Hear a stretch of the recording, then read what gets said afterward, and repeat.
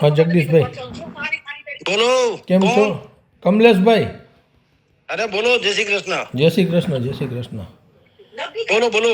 મેં કીધું કે ભાઈ આપણે ઓલું કીધું આપણે હેડલાઇન પેટર્નનું કીધું 25નો મેં હમણાં અનિરુદ્ધને ફોન કર્યો હતો હમ તો એ કે એમાં મારે કાંઈ લેવા દેવા નથી. ઓલા તમને 25 નહોતા આપ્યા 25 લાખ રૂપિયા? મારે લેવા દેવા નથી. મેં તો રામભાઈ પાસેથી લીધા હતા અને ઈ શરતે તમે મને ડ્રાઇવિંગ સીટ ઉપર બેહાડો તો મેળ પડે. અનિરુદ્ધભાઈને કયો કે તમે એ રીતે ના પૂછો પછી તા.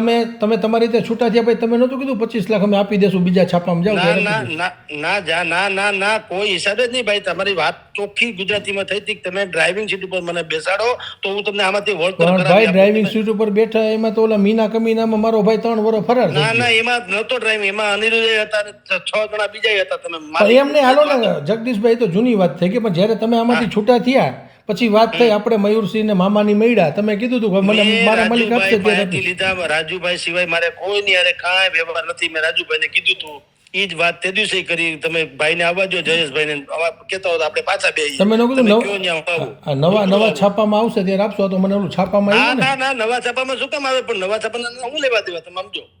નવા છાપામાં ન્યા ક્યાં એને આપણને બંધવી દીધા કાંઈ? તો એમ નહીં આપણે તો 100 અમારે ના, 25 લાખ ભૂલી તમે જવાના આવવા- જગદીશભાઈ. ના જયેશભાઈને આવવા દો. આપણી તમારે વાત જે ઉભા રહ્યા હોત તો ન ભૂલવું પડે. આપણે છે કઈ એવું ઉભા રહ્યા તમે છ માલિકો હતા. 3 વર્ષ 3 વર્ષ ફરાર તો રહ્યો મારો ભાઈ આનાથી વધારે કેટલું પણ તમે અમારા કારણે નથી રહ્યો. તમે મને કઈ તંત્રી બનાવીને મારા અત્યારે જેમ હું છું આ છાપામાં કે હું ગમે એમ થાય તો એનો જવાબદાર હું છું. ત્યાં તમારા અનિરુદ્ધ હતા, તમે 4 જણા હતા, તમારે કયો ઈ મેટર લખાવતા આમાં તો હતા. તો હું તમને એમ જગદીશભાઈ કહું, અનિરુદ્ધભાઈ આપણો તમારી ઉપર અરે, ઢોળે તમે એની ઉપર ઢોળે. ના ના હું તમને તો બીજું અમારે કહું. ટૂંકમાં જગદીશભાઈ 25 લાખ ભૂલી જવાના ને હવે. ભાઈ ભૂલી જવા દે. તમે જો મહેનત કરીને તમે કમાણા તો હું ભૂલી ગયો નથી. આપણે વાત હું હતી કે અમારે જેટલા સોદા થાય એમાં તમને 5% આપી. તમે આપ્યા હાલો જો. શેના સોદા થાય શેના પણ કઈ સોદા તો થવા જોઈએ ને ઉલટાનો. પૂછો રાજુભાઈ ને કે જેટલું અમારે આમાં તમે જેટલા પણ જમીનના સોદા કાંઈ પણ આના કારણે થયા છે તમને અમે કયો એક સોદો હેડલાઇન ના કારણે કયો સોદો થયો? હવે ઈ બધું મારે હું કામ વિચાર કરું? આપણે રૂબરૂ મળ્યું હોય તમે કયો ને આવું હું કાંઈ વાંધો નહીં આપણે આવશું પણ યાર 25 લાખ તો અમારે ભૂલી જવાના ને. ના ભૂલી જવાનો સવાલ નથી.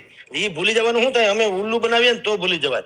ઈ આપણે ઊભા ન રહ્યા એટલે હવે જવા દેવું પડે એમ ભૂલી નથી જવાના. પણ અમે તમને પગારે દર મહિને દેતા હતા ઉપરાંત 25 લાખ દીધા હતા એની વાત કરું છું. પણ દીધા મેં તો રાજુભાઈ પાસેથી લીધા ને જે શરતે લીધા ઈ શરતે એને પૂરી નથી કરી એટલે અમે કાંઈ ઊભા ન રહીએ.